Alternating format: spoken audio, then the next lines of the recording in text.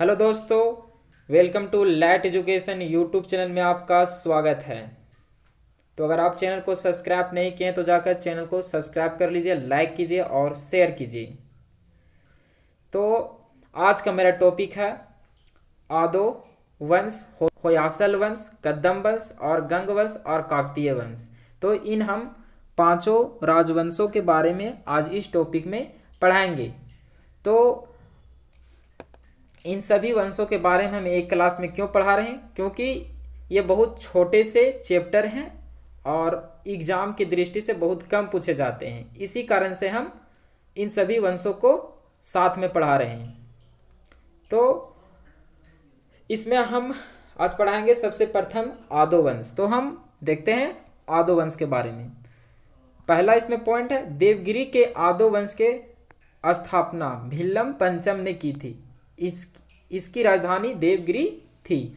तो आदो वंश के संस्थापक कौन थे? भिल्लम पंचम थे और इनकी राजधानी कहाँ थी? देवगिरी थी। अगला पॉइंट है, इस वंश का सबसे प्रतापी राजा सिनहन था। इसका शासनकाल 1210 से 1246 ईस्वी तक था। अगला पॉइंट है, इस वंश का अंतिम स्वतंत्र शासक रामचंद्र था, जिसने अलाउद्दीन के सेनापति मलिक कफूर के सामने आत्मसमर्पण किया। तो आदो वंश के अंतिम शासक कौन था? रामचंद्र था, जिसने अलाउद्दीन के सेनापति मलिक कफूर के सामने आत्मसमर्पण किया। अगला राजवंश है होयसाल वंश। तो होयसाल वंश के बारे में हम यहाँ से पढ़ेंगे अब।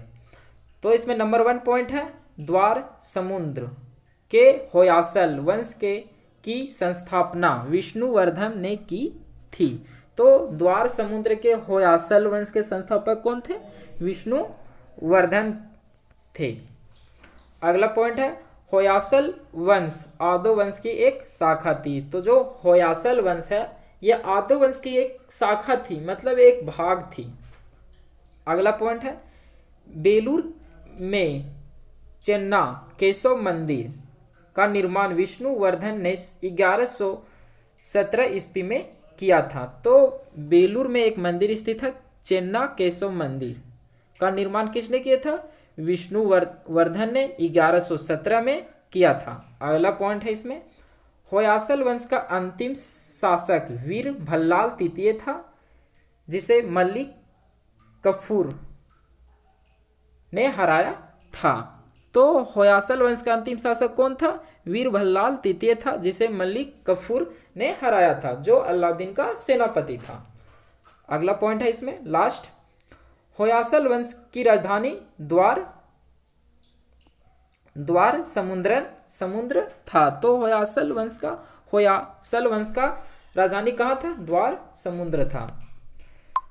अगला वंश है कदम वंश। तो यह बहुत छोटा टॉपिक है, इसमें 2 डंडल है इसमें। तो पहला पॉइंट है, कदम वंश की स्थापना मयूर शर्मन ने की थी। तो कदम वंश के संस्थापक कौन थे? मयूर शर्मन। अगला पॉइंट है इसमें लास्ट, कदम वंश की राजधानी वनवासी थी। अगला राजवंश है गंग वंश। तो हम गंग वंश के बारे में यहां से पढ़ते हैं। तो गंग वंश के संस्थापक, चाहे संस्थापक या चाहे संस्थापक, ब्रज हस्त पंचम था।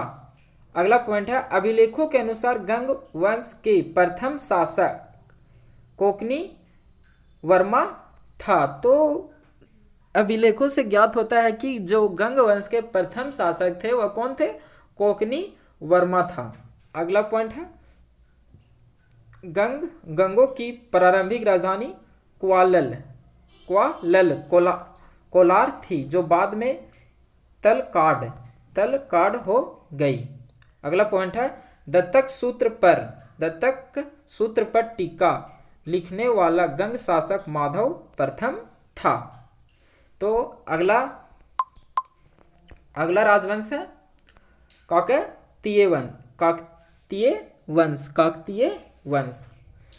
तो काकतीय वंश के बारे में अभी यहाँ से पढ़ेंगे हम। तो इसमें नंबर 1 पॉइंट है, काकतीय वंश का संस्थापक बीटा प्रथम था। तो काकतीय वंश का संस्थापक कौन था? बीटा प्रथम था। अगला पॉइंट है, बीटा प्रथम ने नलकोंड हैदराबाद में एक छोटे से राज का गठन किया जिसकी राजधानी अरमकोंड थी। तो बीटा प्रथम ने क्या किया? एक छोटे से राजा का गठन किया जिसकी राजधानी कहाँ थी? अरमकोंड थी। अगला पॉइंट है, इस वंश का सबसे शक्तिशाली शासक गणपति था। अगला पॉइंट है, रुद्रमा देवी गणपति की बेटी थी जिसने रुद्रदेव महाराज का नाम ग्रहण किया जिसने 35 वर्ष तक शासन किया। तो रुद्रमा देवी है से गणपति की बेटी थी, एकलौती बेटी थी, बेटा नहीं था। तो रुद्रदेव महाराज के नाम का ग्रहण किया और उन्होंने 35 वर्ष तक शासन किया। अगला पॉइंट है लास्ट, गणपति ने अपनी राजधानी वारंगल में स्थानांतरित कर ली थी। इस राजवंश का अंतिम शासक प्रताप रुद्र 1295 से 1323 ईस्वी तक शासन किया। तो आज का क्लास यहीं पर हम समाप्त होता है।